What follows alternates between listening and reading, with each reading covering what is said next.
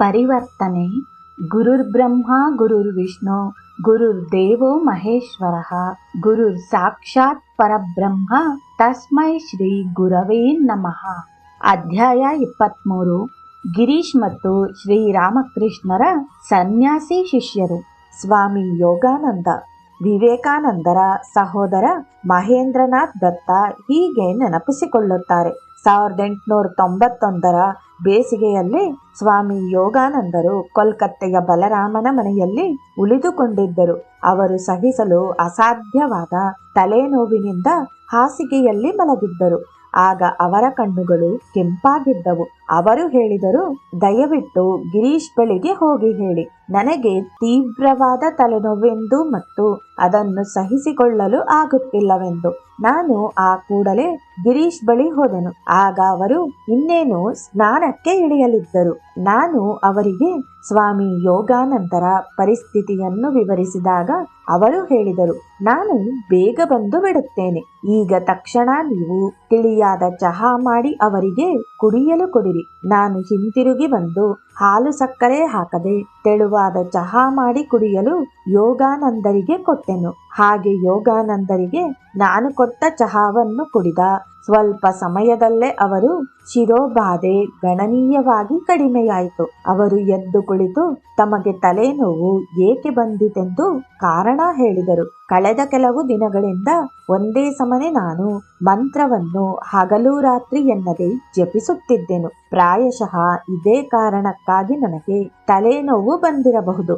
ಈ ನಡುವೆ ಗಿರೀಶ್ ಅಲ್ಲಿಗೆ ಬಂದು ಅವರನ್ನು ಕೇಳಿದರು, ಈಗ ನಿಮ್ಮ ತಲೆನೋವು ಹೇಗಿದೆ? ಯೋಗಾನಂದರು ಉತ್ತರಿಸಿದರು, ನೀವು ಹೇಳಿದ ತೆಳುವಾದ ಚಹಾ ನನ್ನ ತಲೆನೋವನ್ನು ಅದೆಷ್ಟೋ ಕಡಿಮೆ ಮಾಡಿತು. ಗಿರೀಶ್ ಹಾಸ್ಯ ಮಾಡುತ್ತಾ ಹೇಳಿದನು, ಅಯ್ಯೋ ದಡ್ಡರೇ, ನನ್ನ ಹೋಮಿಯೋಪತಿ ಔಷಧದ ಪರಿಣಾಮ ನಿಮಗೀಗ ತಿಳಿಯಿತೇನು? ನಂತರ ಅವರು ಒಬ್ಬರನ್ನೊಬ್ಬರು ಹಾಸ್ಯ ಮಾಡುತ್ತಾ ನಗೆಯಾಡಿದರು. ಸ್ವಾಮಿ ಯೋಗಾನಂದರು ದೈವಾಧೀನರಾಗುವ 6 ತಿಂಗಳ ಮುಂಚೆ ಶ್ರೀರಾಮಕೃಷ್ಣರು ಅವರ ಮುಂದೆ ಕಾಣಿಸಿಕೊಂಡರು. ಯೋಗಾನಂದರು ಹೇಳಿದರು, ಗುರುದೇವ, ನಾನು ಮತ್ತೊಮ್ಮೆ ಹುಟ್ಟಿ ಬರಲು ಬಯಸುವುದಿಲ್ಲ. ಈ ಜನ್ಮದಲ್ಲಿ ನಾನು ಕಲಿತ ಪಾಠವೇ ಸಾಕು. ದಯಮಾಡಿ ನನ್ನನ್ನು ಭವಬಂಧನದಿಂದ ಬಿಡಿಸಿರಿ. ಶ್ರೀರಾಮಕೃಷ್ಣರು ಉತ್ತರಿಸಿದರು, ನೀನು ಮತ್ತೊಂದು ಜನ್ಮ ತಾಳಲೇಬೇಕು. ಇಲ್ಲ, ನಾನು ಬರಲಾರೆನು. ಯೋಗಾನಂದರು ಹೇಳಿದರು, ದಯಮಾಡಿ ನನ್ನನ್ನು ಬಿಡುಗಡೆ ಮಾಡಿರಿ. ಆ ಕೂಡಲೇ ಶ್ರೀರಾಮಕೃಷ್ಣರು ಮಾಯವಾದರು. ಯೋಗಾನಂದರು ಅಲ್ಲಿಂದ ಮುಂದೆ 6 ತಿಂಗಳ ದೈಹಿಕ ನೋವು ಸಂಕಟಗಳನ್ನು ಅನುಭವಿಸಿದರು. ಶ್ರೀರಾಮಕೃಷ್ಣರು ತನ್ನ ಬೇಡಿಕೆಯನ್ನು ಈಡೇರಿಸುತ್ತಾರೆಂಬ ಭರವಸೆಯೊಂದಿಗೆ ಯೋಗಾನಂದರ ನಿರ್ಧಾರವನ್ನು ತಿಳಿದುಕೊಂಡಿದ್ದ ಗಿರೀಶ್ ಕೊನೆಗೆ ಅವರಿಗೆ ಹೇಳಿದರು, ಸೋದರ, ನೀವು ಕೇಳಿದ 6 ತಿಂಗಳಿಂದಲೂ ಅದೆಷ್ಟು ದೈಹಿಕ ನೋವನ್ನು ಅನುಭವಿಸಿದಿರಿ ಎಂಬುದನ್ನು ನಾನು ಅರಿತಿಲ್ಲವೇನು? ನಿಮ್ಮ ನೋವು ನಮಗೆಲ್ಲರಿಗೂ ಅದೇ ರೀತಿಯ ನೋವನ್ನುಂಟು ಮಾಡುತ್ತಿದೆ. ದಯವಿಟ್ಟು ಶ್ರೀರಾಮಕೃಷ್ಣರ ನಿರ್ಧಾರಕ್ಕೆ ನೀವು ಸಮ್ಮತಿಸಿದಿರಿ. ಶ್ರೀರಾಮಕೃಷ್ಣರೊಂದಿಗೆ ಮತ್ತೆ ಬರಲು ನೀವು ನಿರಾಕರಿಸಬೇಡಿರಿ. ಇಲ್ಲಿ ನೋಡಿ ಯೋಗಿನ್, ನೀವು ನಿರ್ಮಾಣಕ್ಕೆ ಹಂಬಲಿಸಬೇಡಿ. ಶ್ರೀರಾಮಕೃಷ್ಣರು ಸೂರ್ಯಚಂದ್ರರನ್ನು ತಮ್ಮ ನಯನಗಳನ್ನಾಗಿ ಮಾಡಿಕೊಂಡು ಈ ಇಡೀ ವಿಶ್ವವನ್ನೇ ವ್ಯಾಪಿಸಿಕೊಂಡಿರುವವರೆಂದು ತಿಳಿಯಬೇಡಿ. ಅವರನ್ನು ನಾವೆಲ್ಲರೂ ಹೇಗೆ ಹತ್ತಿರದಿಂದ ಕಂಡೆವೋ ಹಾಗೆಂದು ಮಾತ್ರವೇ ನೀವು ಆಲೋಚನೆ ಮಾಡಿ. ಹಾಗೆ ನೀವು ಆಲೋಚಿಸುತ್ತಾ ಅವರಲ್ಲಿಗೆ ಹೋಗಿ. ಅದಕ್ಕೆ ಯೋಗಾನಂದರು ಹೇಳಿದರು, ಏನು, 6 ತಿಂಗಳಿಂದ ಹಾಸಿಗೆ ಹಿಡಿದು ನಾನು ಸಂಕಟ ಪಡುತ್ತಿದ್ದೇನೆ. ಆಗಲಿ, ಶ್ರೀರಾಮಕೃಷ್ಣರು ಇಚ್ಛಿಸಿದಂತಾಗಲಿ. ನಾನು ಅವರ ಸೇವಕ. ಅವರು ಏನು ಮಾಡುವಂತೆ ನನಗೆ ಹೇಳುತ್ತಾರೋ ಹಾಗೇ ಮಾಡುವೆ. ಹೀಗೆಂದು ಹೇಳುತ್ತಾ ಯೋಗಾನಂದರು ತನ್ನದೆಲ್ಲವನ್ನು ಶ್ರೀರಾಮಕೃಷ್ಣರಿಗೆ ಬಿಟ್ಟುಕೊಟ್ಟರು. ಧ್ಯಾನಸ್ಥರಾಗಿರುವಂತೆಯೇ ಅವರು ಸ್ವಲ್ಪ ದಿನಗಳ ನಂತರ 1899 ಮಾರ್ಚ್ 28 ನಿಧನರಾದರು. ಸ್ವಾಮಿ ರಾಮಕೃಷ್ಣಾನಂದ 1886 ಅಕ್ಟೋಬರ್ನಲ್ಲಿ ಶ್ರೀರಾಮಕೃಷ್ಣ ಮಹಾಸಂಘವು ಬಾರಾನಗರ್ನಲ್ಲಿ ಸ್ಥಾಪನೆಗೊಂಡಿತು. 1892 ಅದು ದಕ್ಷಿಣೇಶ್ವರದ ಸಮೀಪ ಆಲಂ ಬಜಾರ್ಗೆ ಸ್ಥಳಾಂತರಗೊಂಡಿತು. ಸ್ವಾಮಿ ರಾಮಕೃಷ್ಣಾನಂದರು ಅಲ್ಲಿ ಒಂದು ಪೂಜಾಗೃಹವನ್ನು ನಿರ್ಮಿಸಿ ಅವರು ಬಾರಾನಗರ್ನಲ್ಲಿ ಯಾವ ದಿನಚರಿಯನ್ನು ಪಾಲಿಸುತ್ತಿದ್ದರೋ ಇಲ್ಲಿಯೂ ಅದನ್ನೇ ಆಚರಣೆಗೆ ತಂದರು. ಒಂದು ಬೇಸಿಗೆಯ ರಾತ್ರಿ ತಮ್ಮ ಕೊಠಡಿಯಲ್ಲಿ ಹಾಗೆ ಹೊರಗಿದ್ದು ಒಂದು ತೆಂಗಿನ ಗರಿಯ ಬೀಸಣಿಗೆಯಿಂದ ಗಾಳಿ ಬೀಸಿಕೊಳ್ಳುತ್ತಾ ತನ್ನಂತೆಯೇ ಶ್ರೀರಾಮಕೃಷ್ಣರೂ ಸಹ ಬೇಸಿಗೆಯ ಸೆಕೆಯಿಂದ ಆಯಾಸಗೊಂಡಿರಬೇಕು ಎಂದು ಭಾವಿಸಿದರು. ಕೂಡಲೇ ಎದ್ದು ಪೂಜಾಗೃಹಕ್ಕೆ ಪ್ರವೇಶ ಮಾಡಿ ಶ್ರೀರಾಮಕೃಷ್ಣರ ಹಾಸಿಗೆಯ ಬಳಿ ನಿಂತು ಬೆಳಗಾಗುವ ತನಕ ಗಾಳಿ ಹಾಕಿದರು. ಒಮ್ಮೆ ಗಿರೀಶನು ಶ್ರೀರಾಮಕೃಷ್ಣಾನಂದರನ್ನು ಕುರಿತು ಹೀಗೆಂದಿದ್ದನು: ಶಶಿಯು ಆಸನ ಸಿದ್ಧ. ಇಲ್ಲದೆ ಹೋದರೆ ಮಾತೆ ಜಗದ್ಧಾತ್ರಿಯನ್ನು ನಿರಂತರ 24 ಗಂಟೆಗಳವರೆಗೆ ಕುಳಿತ ಭಂಗಿಯಲ್ಲಿಯೇ ಕುಳಿತು ಆರಾಧಿಸಲು ಆಗುವುದಿಲ್ಲ. ನಂತರ ಯಾರೋ ಒಬ್ಬರು ಶ್ರೀರಾಮಕೃಷ್ಣಾನಂದರನ್ನು ಇದು ಹೇಗೆ ಸಾಧ್ಯವೆಂದು ಕೇಳಿದರು. ಅದಕ್ಕೆ ಅವರು ತಮ್ಮ ಎಂದಿನ ವಿನೀತ ಭಾವದಿಂದ ಉತ್ತರಿಸಿದರು: ಭಕ್ತಿಯು ಏನನ್ನು ಬೇಕಾದರೂ ಮಾಡಿಸುತ್ತದೆ. 1911ರಲ್ಲಿ ಶ್ರೀರಾಮಕೃಷ್ಣಾನಂದರು ಕ್ಷಯರೋಗದಿಂದ ಸಾವಿನ ಅಂಚಿಗೆ ತಲುಪಿದ್ದು ಉದ್ಬೋಧನ್ ಗೃಹದಲ್ಲಿ ಆರೈಕೆ ಪಡೆಯುತ್ತಿದ್ದರು. ಅಂತ್ಯಕಾಲ ಸಮೀಪಿಸಿದಾಗ ಅವರು ಶ್ರೀ ಮಾತೆಯವರ ದರ್ಶನ ಮಾಡಬೇಕೆಂಬ ಆಸೆಯನ್ನು ವ್ಯಕ್ತಪಡಿಸಿದರು. ಆಗ ಶ್ರೀಮಾತೆ ಜಯರಾಂಬಾಟಿಯಲ್ಲಿದ್ದರು. ಅವರನ್ನು ಕರೆತರಲು ಸ್ವಾಮಿ ಧೀರಾನಂದನನ್ನು ಕಳಿಸಲಾಯಿತಾದರೂ ಅವರು ಬರಲಾಗಲಿಲ್ಲ. ಹಾಗೆ ಅವರು ಬಾರದಿದ್ದುದಕ್ಕೆ 2 ಕಾರಣಗಳಿರಬಹುದು. ಒಂದು, ಸ್ವಾಮಿ ರಾಮಕೃಷ್ಣಾನಂದರು ಮರಣಶಯ್ಯೆಯಲ್ಲಿರುವುದನ್ನು ಅವರು ನೋಡಬಯಸದೇ ಇದ್ದಿರಬಹುದು. 2, ಅವರು ಬಂದು ಉಳಿದುಕೊಳ್ಳಲು ಉದ್ಬೋಧನ್ ಗೃಹದಲ್ಲಿ ಸ್ಥಳಾವಕಾಶವಿಲ್ಲದಿದ್ದುದು. ಆದರೂ ಶ್ರೀರಾಮಕೃಷ್ಣಾನಂದರು ಮರಣ ಹೊಂದುವ ಹಿಂದಿನ ದಿನದ ರಾತ್ರಿಯಲ್ಲಿ ಶ್ರೀಮಾತೆಯವರು ಅವರಿಗೆ ದಿವ್ಯ ದರ್ಶನವಿತ್ತರು. ರಾಮಕೃಷ್ಣಾನಂದರು ಉದ್ಗರಿಸಿದರು: ಆಹ್, ಶ್ರೀಮಾತೆಯವರು ಬಂದರು. ರಾಮಕೃಷ್ಣಾನಂದರ ಜೀವಿತದ ಕೊನೆಯ ದಿನದ ಬೆಳಿಗ್ಗೆ ಬ್ರಹ್ಮಾನಂದರ ಶಿಷ್ಯರು ಪ್ರಸಿದ್ಧ ಗಾಯಕರೂ ಆದ ಪುಲಿನ್ ಮಿತ್ರ ಅವರನ್ನು ನೋಡಲು ಬಂದರು. ರಾಮಕೃಷ್ಣಾನಂದರು ತಾವು ಕಂಡ ದಿವ್ಯ ನೋಟವನ್ನು ಬಂಗಾಳಿಯಲ್ಲಿ ಒಂದು ಸಾಲಿನಲ್ಲಿ ಹೇಳಿದರು: ಪೋಹಾಲೋ ದುಃಖ ರಜನಿ, ದುಃಖದ ರಾತ್ರಿಯು ಕೊನೆಗೊಂಡಿತು. ಮತ್ತು ಈ ನುಡಿಯನ್ನು ಗಿರೀಶ್ ಬಳಿಗೆ ತೆಗೆದುಕೊಂಡು ಹೋದರೆ ಗಿರೀಶ್ ಒಂದು ಗೀತೆಯನ್ನು ರಚಿಸುತ್ತಾರೆಂದು ಪುಲಿನ್ರಿಗೆ ಹೇಳಿದರು. ಗಿರೀಶ್ ಆ ಸಂದರ್ಭವನ್ನು ನೆನಪಿಗೆ ತಂದುಕೊಂಡನು. ಶ್ರೀರಾಮಕೃಷ್ಣರ ಅನುಗ್ರಹದಿಂದ ಅಂತಹ ಹಾಡಿನ ರಚನೆಯನ್ನು ಆ ಕೂಡಲೇ ಮಾಡಿದನು. ಪುಲಿನ್ ಮಿತ್ರ ಆ ಹಾಡನ್ನು ರಾಮಕೃಷ್ಣಾನಂದರ ಮುಂದೆ ಹಾಡಿದರು. ಅದನ್ನು ಕೇಳಿದ ಅವರು ಭಾವುಕರಾಗಿ ಆ ರಚನೆಯನ್ನು ಮೆಚ್ಚಿಕೊಂಡರು. ಗಿರೀಶ್ ರಚನೆ ಮಾಡಿದ ಗೀತೆಯ ಭಾಷಾಂತರ ಹೀಗಿದೆ: ದುಃಖದ ರಾತ್ರಿಯು ಕೊನೆಗೊಂಡಿತು, ನಾನು ನನ್ನದೆಂಬ ಕನಸು ಕರಗಿ ಹರಿದೋಡಿತು, ದುಃಖ ಸಾವುಗಳೆಂಬ ಭ್ರಮೆ ಇಲ್ಲವಾಯಿತು. ಲೋ ನೋಡಿಲ್ಲಿ ಅರಿವಿನ ಅರುಣೋದಯ, ಅದೇ ಜಗನ್ಮಾತೆಯ ಮಂದಹಾಸ, ಭಯವಿಲ್ಲದ ಭರವಸೆಯ ವರಪ್ರಸಾದ. ಸಾರಿ ಸಾರಿ ಹೇಳು ಈ ಜಯದ ಘೋಷಣೆ, ಮರಣವನ್ನು ಗೆದ್ದ ಸುದ್ದಿಯನ್ನು ಹಬ್ಬಿಸಿ ಹರಡು.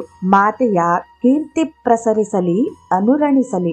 ಮಾತೆ ಹೇಳುತ್ತಾಳೆ, ಅಳುವುದೂ ಬೇಡ, ದರ್ಶಿಸು ಶ್ರೀರಾಮಕೃಷ್ಣರ ಪದಕಮಲವ. ಎಲ್ಲ ನೋವು, ಎಲ್ಲ ಸಂಕಟ ಮಾಯ. ಮಗು ನೋಡು, ನನ್ನ ಪಕ್ಕವೇ ನಿಂತಿಹರು ಸರ್ವವ್ಯಾಪಿ ಸಂರಕ್ಷಕರು. ಅವರ ದೃಷ್ಟಿಯಲ್ಲಿ ತುಂಬಿದೆ ದಯೆ, ಕರುಣೆಯ ಕಾಂತಿ. ಈ ಹಾಡನ್ನು ಪುಲಿನ್ ಬಹಳ ಹೊತ್ತು ಹಾಡಿದರು. ಶ್ರೀರಾಮಕೃಷ್ಣಾನಂದರು ಅದನ್ನು ಗಮನವಿಟ್ಟು ಕೇಳಿದರು. ಈ ಹಾಡು ಅವರು ಕಂಡ ದಿವ್ಯ ದರ್ಶನಕ್ಕೆ ಸಂವಾದಿಯಾಗಿತ್ತು.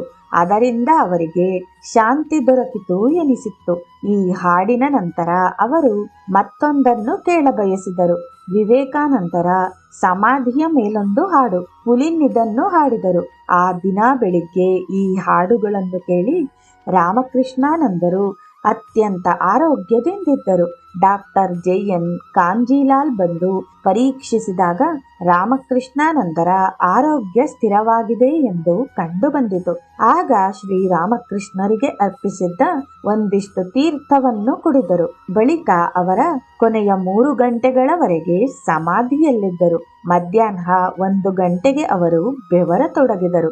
ಅವರ ಮುಖ ಕೆಂಪಾಗಿತ್ತು, ಮೈಗೂದಲು ನಿಂತಿದ್ದವು ಮತ್ತು ಅವರ ದೃಷ್ಟಿ ಭ್ರೂಮಧ್ಯೆಯಲ್ಲಿ ನೆಟ್ಟಿದ್ದಿತು. ಶ್ರೀರಾಮಕೃಷ್ಣಾನಂದರು ಆ ಮಧ್ಯಾಹ್ನ 1 ಗಂಟೆಗೆ, ಅಂದರೆ 1911 ಆಗಸ್ಟ್ 21ರಂದು ಸಮಾಧಿಯಲ್ಲಿದ್ದಂತೆಯೇ ತಮ್ಮ ದೇಹದಿಂದ ದೂರವಾದರು.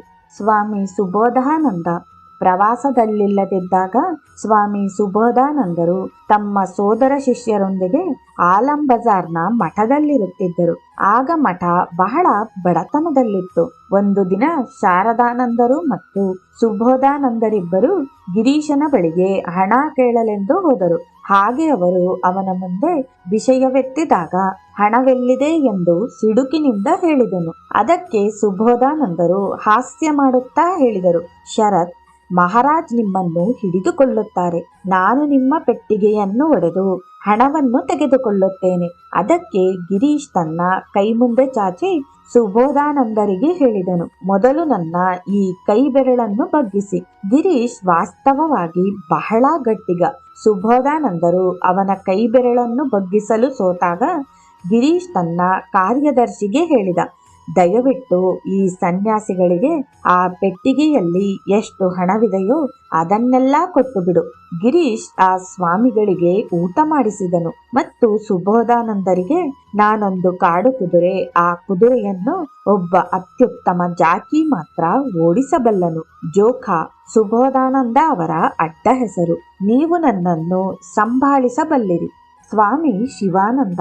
ಒಂದು ದಿನ ಸ್ವಾಮಿ ಶಿವಾನಂದರು ಗಿರೀಶ್ನನ್ನು ಕುರಿತು ಹೀಗೆ ನೆನೆದರು, ಶ್ರೀರಾಮಕೃಷ್ಣರು ಅವತರಿಸಿದ್ದೇ ದುಃಖಿಗಳನ್ನು ಮತ್ತು ದುರ್ಬಲರನ್ನು ಉದ್ಧಾರ ಮಾಡಲೆಂದು. ಯಾರೇ ಆದರೂ ದೃಢ ಭಕ್ತಿಯಿಂದ ಅವರ ಮೊರೆ ಹೋದ ಪಕ್ಷದಲ್ಲಿ ಅವರ ಅಭಯ ಹಸ್ತ ಅವರಂತಹ ಎಲ್ಲ ಪಾಪಕರ್ಮಗಳನ್ನೂ ತೊಡೆದು ಹಾಕುತ್ತಿತ್ತು. ಅವರ ಅಮೃತ ಹಸ್ತದ ಸ್ಪರ್ಶದಿಂದ ಪಾತಕಿಗಳು ಪಾವನರಾಗುತ್ತಿದ್ದರು. ಅವರಿಗೆ ಬೇಕಾಗಿದ್ದುದು ಭಕ್ತರ ನಿರ್ಮಲ ಪ್ರೀತಿ ಮತ್ತು ಶರಣಾಗತಿ. ಶ್ರೀರಾಮಕೃಷ್ಣರು ಅವರ ನಿಷ್ಠಾಪೂರ್ಣವಾದ ಭಕ್ತಿಗೆ ಓಗೊಟ್ಟು ಅವರನ್ನು ತಮ್ಮವನೇ ಎಂದು ಸ್ವೀಕರಿಸುತ್ತಿದ್ದರು. ಆದ್ದರಿಂದಲೇ ಗಿರೀಶ್ ತಮ್ಮ ಜೀವನದ ಕೊನೆಯ ಭಾಗದಲ್ಲಿ ಹೀಗೆಂದು ಹೇಳುತ್ತಿದ್ದರು, ಒಂದು ಪಕ್ಷ ನನ್ನೆಲ್ಲಾ ಪಾಪಕೃತ್ಯಗಳನ್ನು ತುಂಬಲು ಅಷ್ಟೊಂದು ಬೃಹತ್ತಾದ ಗುಂಡಿಯೊಂದು ಇದೆಯೆಂದು ಮೊದಲೇ ತಿಳಿದಿದ್ದರೆ ನಾನು ಇನ್ನಷ್ಟು ಇಂತಹ ಕಾರ್ಯಗಳನ್ನು ಮಾಡುತ್ತಿದ್ದೆನು. ಶ್ರೀರಾಮಕೃಷ್ಣರು ಕರುಣೆಯ ಸಾಕಾರ ಮೂರ್ತಿ. ಅವರು ನಿಜಕ್ಕೂ ದಯೆಯ ಸಾಗರವೇ ಆಗಿದ್ದರು. ಸ್ವಾಮಿ ಪ್ರೇಮಾನಂದ. ಸ್ವಾಮಿ ಪ್ರೇಮಾನಂದರು ಜ್ಞಾಪಿಸಿಕೊಳ್ಳುತ್ತಿದ್ದರು, ಶ್ರೀರಾಮಕೃಷ್ಣರು ಈ ಜಗತ್ತಿನಲ್ಲಿ ತಮ್ಮ ಮುಕ್ತ್ಯಾರುನಾಮೆಯನ್ನು ಜಗನ್ಮಾತೆಗೆ ನೀಡಿ ಬದುಕಿದ್ದವರು. ಹಾಗೆಯೇ ಗಿರೀಶ್ ತನ್ನ ಮುಕ್ತ್ಯಾರುನಾಮೆಯನ್ನು ಶ್ರೀರಾಮಕೃಷ್ಣರಿಗೆ ನೀಡಿದ್ದರು. ಮುಕ್ತ್ಯಾರುನಾಮೆ ಎಂದರೆ ಒಬ್ಬ ವ್ಯಕ್ತಿ ತನ್ನ ಬದುಕಿನ ಎಲ್ಲ ಕ್ರಿಯೆಗಳ ಹೊಣೆಗಾರಿಕೆಯನ್ನು ಬೇರೊಬ್ಬರಿಗೆ ವಹಿಸುವುದು. ತನ್ನ ದೌರ್ಬಲ್ಯಗಳಿಂದ ಹೊರಬರಲಾಗದೆ ಗಿರೀಶ್ ತನ್ನ ಆಧ್ಯಾತ್ಮಿಕ ಜೀವನವನ್ನು ಉನ್ನತೀಕರಿಸಿಕೊಳ್ಳಲು ಶ್ರೀರಾಮಕೃಷ್ಣರಿಗೆ ಶರಣಾಗಿದ್ದರು. ಹೀಗೆ ಶರಣು ಹೋಗುವುದು ಅತ್ಯಂತ ಕಷ್ಟದ ವಿಚಾರ. ಒಬ್ಬ ವ್ಯಕ್ತಿ ತನ್ನೊಳಗೆ ಸಾಸಿವೆಯಷ್ಟು ಅಹಮಿಕೆ ಇದ್ದರೂ ಆತ ತನ್ನ ಮುಕ್ತ್ಯಾರುನಾಮೆಯನ್ನು ಕೊಡಲಾರನು. ಗಿರೀಶ್ ಸಂತೋಷಪೂರ್ಣವಾಗಿ ನಂಬಿದ್ದ ಸಂಗತಿಯೆಂದರೆ ಪಾತಕಿಗಳನ್ನು ಪಾವನರನ್ನಾಗಿ ಮಾಡುವ ದಿವ್ಯ ಶಕ್ತಿ ಶ್ರೀರಾಮಕೃಷ್ಣರಲ್ಲಿ ಉಂಟು ಎಂದು. ಇಷ್ಟಾದರೂ ಯಾರೇ ಆಗಲಿ ಪುರುಷ ಮತ್ತು ಸ್ತ್ರೀ ತಾನು ಮಾಡಿದ ಕರ್ಮಕ್ಕೆ ತಕ್ಕ ಫಲಗಳು ಅನುಭವಿಸಲೇಬೇಕು. ಒಬ್ಬ ಶಸ್ತ್ರವೈದ್ಯನು ಕಣ್ಣಿನಲ್ಲಿ ಉಂಟಾಗುವ ಪೊರೆಯದು ಪೂರ್ಣವಾಗಿ ಕಾಣಿಸಿಕೊಳ್ಳದ ಹೊರತು ಶಸ್ತ್ರಚಿಕಿತ್ಸೆಯನ್ನು ಮಾಡಲಾರನು. ಈ ಹಿನ್ನೆಲೆಯಲ್ಲಿ ಪ್ರೇಮಾನಂದರು ನಾಟಕ ಮಂದಿರವೊಂದರಲ್ಲಿ ಘಟಿಸಿದ ಈ ಘಟನೆಯನ್ನು ಸ್ಮರಿಸಿಕೊಳ್ಳುತ್ತಾರೆ. ತನ್ನ ಮಿತ್ರರಲ್ಲೊಬ್ಬರನ್ನು ಅನುಗ್ರಹಿಸುವಂತೆ ಶ್ರೀರಾಮಕೃಷ್ಣರನ್ನು ಗಿರೀಶ್ ಒಮ್ಮೆ ಕೇಳಿಕೊಂಡನು. ಆ ವ್ಯಕ್ತಿಗೆ ಶ್ರೀರಾಮಕೃಷ್ಣರು ಹೇಳಿದರು, ನಮ್ಮಲ್ಲಿ ಬಹಳ ಮಾನಸಿಕ ಕೊಳಕು ಮತ್ತು ಇಬ್ಬಂದಿತನ ತುಂಬಿಕೊಂಡಿದೆ. ನೀವು ಗಂಗಾ ನದಿಗೆ ಹೋಗಿ ನಿಮ್ಮ ಕತ್ತು ಮುಳುಗುವಷ್ಟು ನೀರಿನಲ್ಲಿ ನಿಂತು ನಿಮ್ಮೆಲ್ಲ ಪಾಪಕೃತ್ಯಗಳನ್ನು ಪಶ್ಚಾತ್ತಾಪ ಭಾವದಿಂದ ಆಕೆಗೆ ನಿವೇದಿಸಿಕೊಳ್ಳಿ. ಆಕೆ ನಿಮ್ಮನ್ನು ಪಾತಕದಿಂದ ಮುಕ್ತಿ ದೊರಕುವಂತೆ ಅನುಗ್ರಹಿಸುತ್ತಾಳೆ. ನೀವು ಸ್ಪರ್ಶ ಮಾಡಿರುವ ಹಾಸುಗಂಬಳಿಯ ಮೇಲೆಯೂ ಸಹ ನಾನು ಕೂರಲಾರೆ. ಗಿರೀಶನ ಮಿತ್ರ ಶ್ರೀರಾಮಕೃಷ್ಣರ ಆದೇಶವನ್ನು ಪಾಲಿಸಲಿಲ್ಲ. ಒಂದು ದಿನ ಶ್ರೀರಾಮಕೃಷ್ಣರು ಗಿರೀಶನ ರಂಗಮಂದಿರಕ್ಕೆ ಬಂದಿದ್ದರು. ನಾಟಕಾಭಿನಯ ಮುಗಿದ ತರುವಾಯ ನಟಿಯರೆಲ್ಲರೂ ಬಂದು ತಮ್ಮ ಪಾದಗಳನ್ನು ಇಳಿಬಿಟ್ಟುಕೊಂಡು ಕುಳಿತ ಭಾವ ಸಮಾಧಿಯಲ್ಲಿದ್ದ ಶ್ರೀರಾಮಕೃಷ್ಣರಿಗೆ ವಂದಿಸತೊಡಗಿದರು. ಆಗ ಗಿರೀಶನು ತನ್ನ ಆ ಮಿತ್ರನು ಆ ಅವಕಾಶವನ್ನು ಬಳಸಿಕೊಂಡು ಶ್ರೀರಾಮಕೃಷ್ಣರ ಪಾದಸ್ಪರ್ಶ ಮಾಡಬಹುದು ಎಂದು ಆಲೋಚಿಸಿದನು. ಆದರೆ ಗಿರೀಶನ ಮಿತ್ರ ಅವರ ಸಮೀಪಕ್ಕೆ ಬಂದೊಡನೆಗೆ ಶ್ರೀರಾಮಕೃಷ್ಣರ ಸಮಾಧಿ ಸ್ಥಿತಿ ಭಂಗಗೊಂಡು ಅವರು ತಮ್ಮ ಕಾಲುಗಳನ್ನು ಮೇಲೆಳೆದುಕೊಂಡು ಕುಳಿತರು. ಗಿರೀಶನ ಹಂಚಿಕೆ ಫಲಕಾರಿಯಾಗಲಿಲ್ಲ. ಗುರುದೇವರ ಇಡೀ ದೇಹವೇ ಎಚ್ಚರದಿಂದಿರುತ್ತಿದ್ದು ಅವರು ಸರ್ವವ್ಯಾಪಿಯಂತೆ ಇದ್ದರು. 1910ರಲ್ಲಿ ಸ್ವಾಮಿ ಪ್ರೇಮಾನಂದರು ವಾರಣಾಸಿಯಲ್ಲಿದ್ದರು. ಅದೇ ಸಮಯದಲ್ಲೇ ಗಿರೀಶ್ ಅಲ್ಲಿಗೆ ಹವಾ ಬದಲಾವಣೆಗೆಂದು ಹೋಗಿದ್ದು ಅವನನ್ನು ಪ್ರೇಮಾನಂದರು ಪ್ರತಿದಿನವೂ ಹೋಗಿ ಕಂಡು ಬರುತ್ತಿದ್ದರು.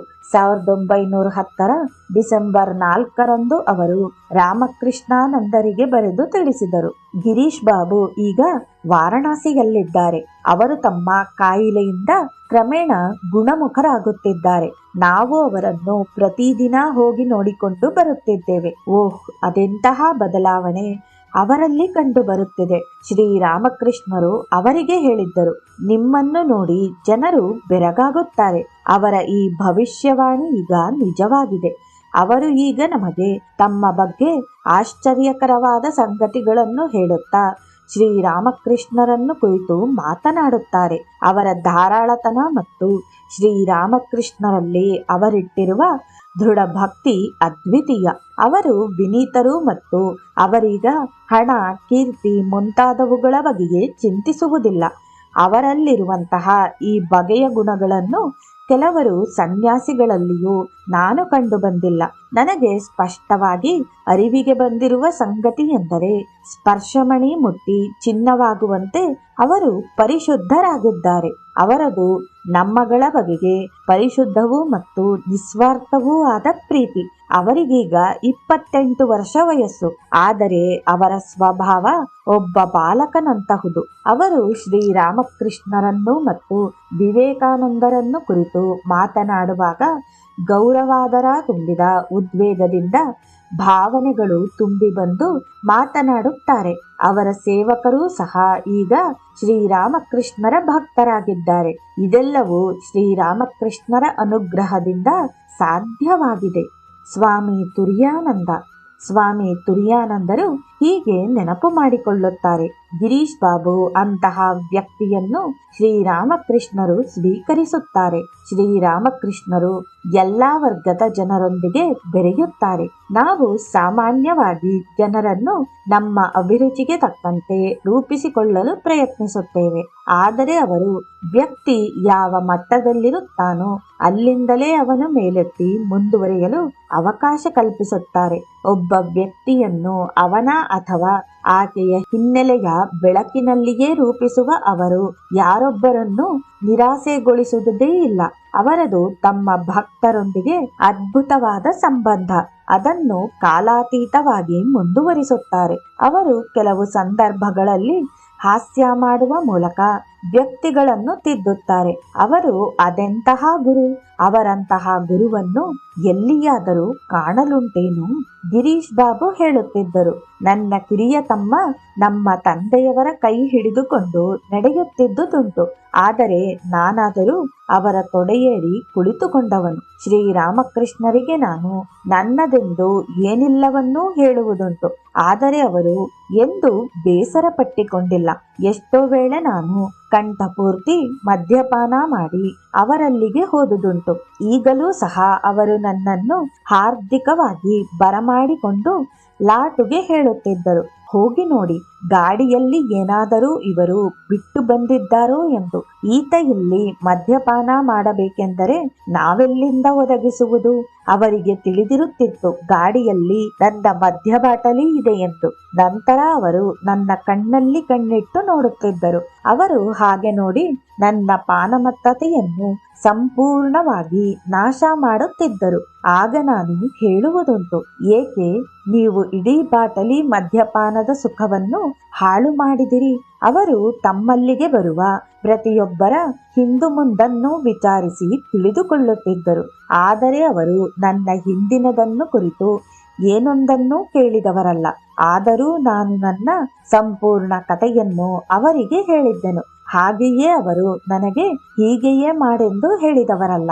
ಹಾಗಿದ್ದರೆ ನಾನು ಅವರನ್ನು ಭಕ್ತಿ ಗೌರವಗಳಿಂದ ಕಂಡದ್ದು ಏತಕ್ಕಾಗಿ ಎಂದು ಹೇಳಬೇಕಾಗುತ್ತದೆ. ಶ್ರೀರಾಮಕೃಷ್ಣರು ಆಗಾಗ ಹೇಳುತ್ತಿದ್ದರು, ಒಂದು ಪಕ್ಷ ನೀರೊಳ್ಳೆ ಹಾವು ಕಪ್ಪೆಯನ್ನು ಕಚ್ಚಿದರೆ ಏನೂ ಆಗುವುದಿಲ್ಲ.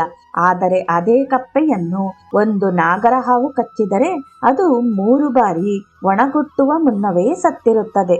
ಗಿರೀಶ್ ತೊಡಗಿಕೊಳ್ಳದ್ದೇ ಇದ್ದ ಪಾಪ ಕಾರ್ಯಗಳೇ ಇಲ್ಲವೆನ್ನಬೇಕು. ಅವರು ಒಮ್ಮೆ ನಮಗೆ ಹೇಳಿದ್ದರು, ನಾನು ನನ್ನ ಜೀವನದಲ್ಲಿ ಅದೆಷ್ಟು ಮದ್ಯಪಾನ ಮಾಡಿದ್ದೇನೆಂದರೆ, ನಾನು ಕುಡಿದ ಮದ್ಯದ ಬಾಟಲಿಗಳನ್ನು ಒಂದರ ಮೇಲೊಂದರಂತೆ ಇಡುವುದಾದರೆ ಅದು ಎವರೆಸ್ಟ್ ಪರ್ವತದಷ್ಟು ಎತ್ತರವಾಗುತ್ತದೆ. ಅವರು ಒಬ್ಬ ಕವಿ. ಹಾಗಾಗಿ ಅವರು ಈ ಸಂಗತಿಯನ್ನು ಪ್ರಾಯಶಃ ಕಾವ್ಯಮಯವಾಗಿ ಹೇಳಿದ್ದರು. ಆದರೆ ವಾಸ್ತವ ಸಂಗತಿ ಎಂದರೆ ಅವರು ತಾವು ಹೇಳಿದಷ್ಟು ಮದ್ಯಪಾನ ಮಾಡಿರಲಿಲ್ಲ. ಶ್ರೀರಾಮಕೃಷ್ಣರು ಅವರನ್ನು ಬೆಳಿಗ್ಗೆ ಮತ್ತು ಸಂಜೆಯ ವೇಳೆ ದೇವರ ನಾಮಸ್ಮರಣೆ ಮಾಡಬೇಕೆಂದು ಹೇಳಿದಾಗ ಅದನ್ನು ಅವರು ನಿರಾಕರಿಸುತ್ತಿದ್ದರು. ಅದಕ್ಕೆ ಅವರು ಹೀಗೆಂದಿದ್ದರು, ನಾನು ಹಾಗೆ ಮಾಡುವೆನೆಂದು ನನಗೇ ನಂಬಿಕೆ ಇಲ್ಲ. ಏಕೆಂದರೆ ಆ ಸಮಯಗಳಲ್ಲಿ ನಾನು ಹೇಗಿರುವೆ ಮತ್ತು ಯಾವ ಸ್ಥಳದಲ್ಲಿರುವೆನೆಂದು ಹೇಳಿ ಬರುವುದಿಲ್ಲ.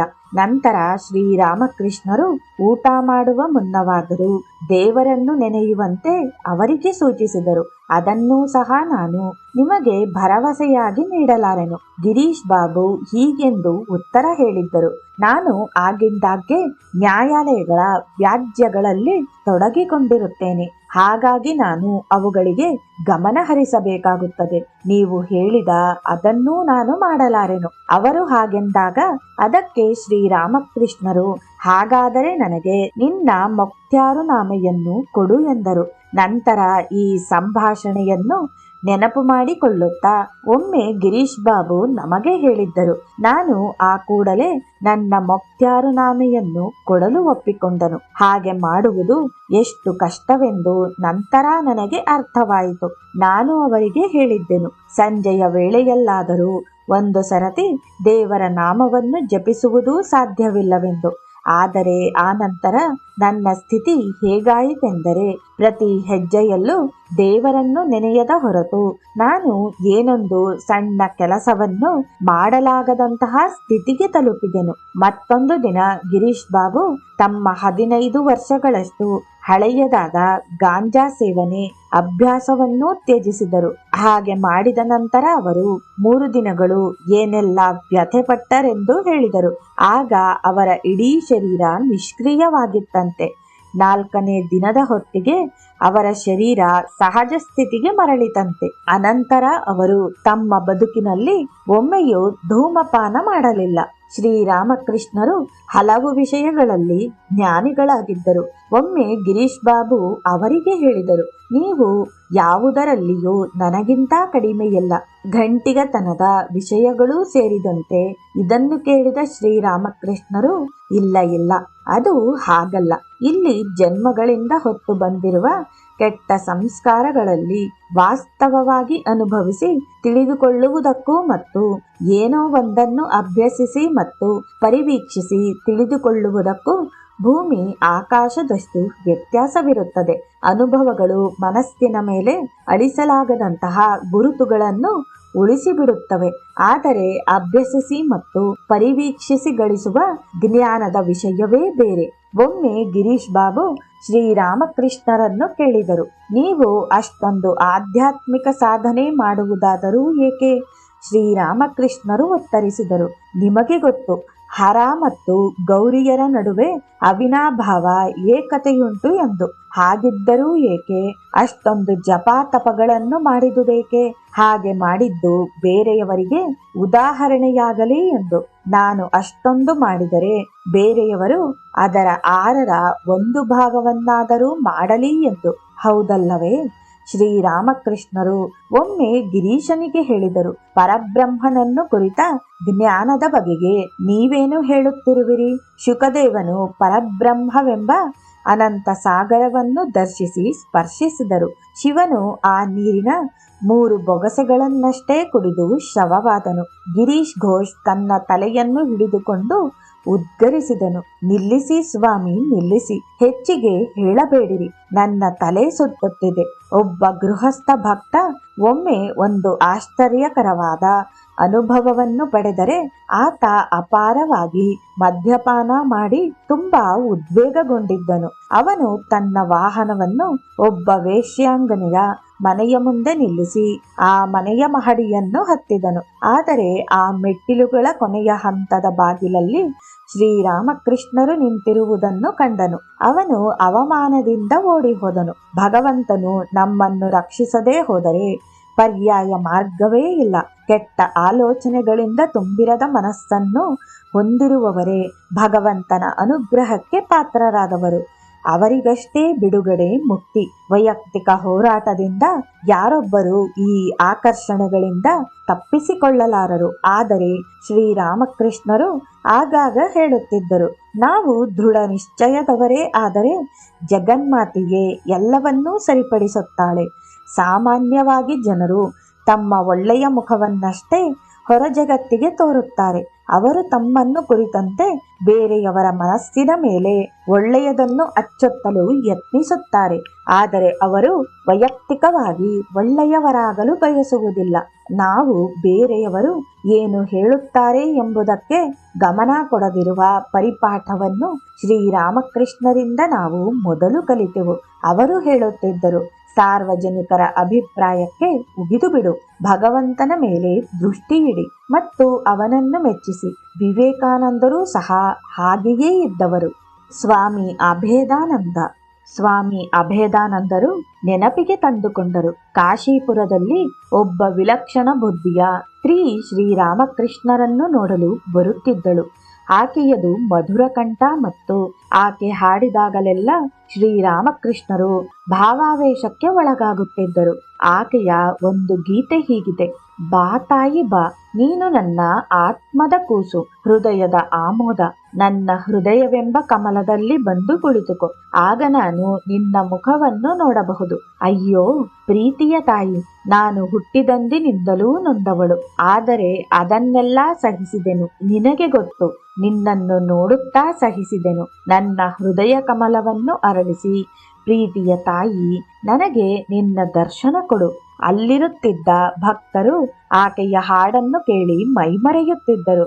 ಆದರೇನು, ಆಕೆ ಬಹಳ ಹಠಮಾರಿ ಮತ್ತು ಅಸ್ಥಿರ ಮನಸ್ಸಿನವಳು. ಆಕೆ ಅವಕಾಶ ಸಿಕ್ಕಿತೆಂದರೆ ಮಹಡಿಯ ಮೇಲೆ ಶ್ರೀರಾಮಕೃಷ್ಣರ ಕೊಠಡಿಗೆ ಓಡಿ ಹೋಗುವಳು. ಆದರೆ ಆಕೆ ಹಾಗೆ ಬರುವುದನ್ನು ಶ್ರೀರಾಮಕೃಷ್ಣರು ನಿಯಂತ್ರಿಸಿದರು. ಏಕೆಂದರೆ ಶ್ರೀಕೃಷ್ಣನ ಮೇಲೆ ಗೋಪಿಯರು ಎಂತಹ ಭಾವನೆಗಳನ್ನು ಹೊಂದಿದ್ದರು, ಅಂಥವೇ ಭಾವನೆಗಳನ್ನು ಈಕೆಯು ಶ್ರೀರಾಮಕೃಷ್ಣರ ಬಗೆಗೆ ಹೊಂದಿದ್ದಳು. ಕೊನೆಗೆ ಶ್ರೀರಾಮಕೃಷ್ಣರ ಶಿಷ್ಯರು ಆಕೆಗೆ ಶ್ರೀರಾಮಕೃಷ್ಣರ ದರ್ಶನಕ್ಕೆ ಅಡ್ಡಿ ಬರತೊಡಗಿದರು. ಆಕೆ ಬರುವುದನ್ನು ನಿಲ್ಲಿಸಿಬಿಟ್ಟಿದ್ದಳು. ಗಿರೀಶ್ ಚಂದ್ರ ಘೋಷ್ ಈಕೆಯಿಂದ ಸ್ಫೂರ್ತಿಗೊಂಡು ಅವರು ತಮ್ಮ ಬಿಲ್ವಮಂಗಳ್ ನಾಟಕದಲ್ಲಿ ಈಕೆಯನ್ನೇ ಹೋಲುವ ಒಂದು ಹುಚ್ಚುಮನದ ಸ್ತ್ರೀ ಪಾತ್ರವನ್ನು ಸೃಷ್ಟಿಸಿದರು. ಸ್ವಾಮಿ ವಿಜ್ಞಾನಾನಂದರು ಹೀಗೆ ಸ್ಮರಿಸಿದ್ದಾರೆ: ಒಂದು ದಿನ, ಅಂದರೆ 1884ರ ಆಗಸ್ಟ್ 18ರಂದು ಶ್ರೀರಾಮಕೃಷ್ಣರನ್ನು ನೋಡಲೆಂದು ಗಿರೀಶ್ ದಕ್ಷಿಣೇಶ್ವರಕ್ಕೆ ಬಂದರು. ನಾನೂ ಸಹ ಅಲ್ಲಿಯೇ ಇದ್ದೆನು. ಅಂದು ಸಂಜೆ ಗಿರೀಶ್ ತಮ್ಮ ನಾಟಕ ಚೈತನ್ಯ ಲೀಲಾದಿಂದ ಒಂದು ಗೀತೆಯನ್ನು ಹಾಡಿದರು. ಓ ವೃಂದಾವನದ ವನಕಾನನಗಳಲ್ಲಿ ವಿಹರಿಸಿ ಆನಂದಿಸುವ ಕೇಶವ, ಇಲ್ಲಿರುವ ನತದೃಷ್ಟ ಸೇವಕರ ಮೇಲೆ ನಿನ್ನ ಕೃಪಾ ದೃಷ್ಟಿ ಬೀಳಲಿ. ಶ್ರೀರಾಮಕೃಷ್ಣರು ಭಾವ ಸಮಾಧಿಯಲ್ಲಿ ಮುಳುಗಿ ಗಿರೀಶ್ನನ್ನು ಅಪ್ಪಿಕೊಂಡು ಅವನ ತೊಡೆಯ ಮೇಲೆ ಕುಳಿತರು. ಶ್ರೀರಾಮಕೃಷ್ಣರ ಕಣ್ಣುಗಳಿಂದ ಆನಂದ ಬಾಷ್ಪ ಸುರಿದುವು. ಸ್ವಲ್ಪ ಹೊತ್ತಿನ ನಂತರ ಗಿರೀಶ್ ಕೋಲ್ಕತ್ತೆಗೆ ಹಿಂತಿರುಗಿದರು.